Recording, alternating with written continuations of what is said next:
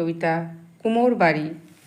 রোদ ঝলমলে দুপুরবেলা, কুমোর পাড়ার ছবি অবাক চোখে গভীরভাবে আঁকছে বসে কবি।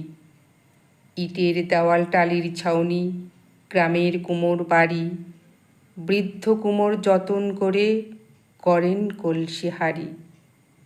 গৃহকর্মেতে ব্যস্ত সবে কুমোর বাড়ির বধূ, শত কষ্ট হাসি মুখে ছড়ায় মনের মধু।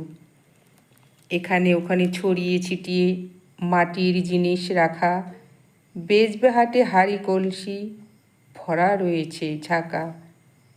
পাশের খুঁটি কোনো রকমে চারা রেখেছে ধরে, চারিদিকে শুধু অভাবের ছবি স্পষ্ট চোখের পড়ে।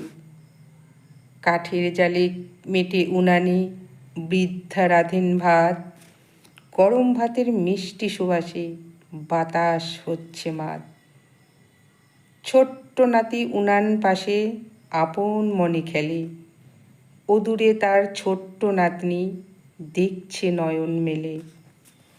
প্লাস্টিক যুগে চাহিদা হ্রাসে আগের সেদিন নাই, দিন গুজরানে রুচির টানে ছেলেরা বিদেশে তাই।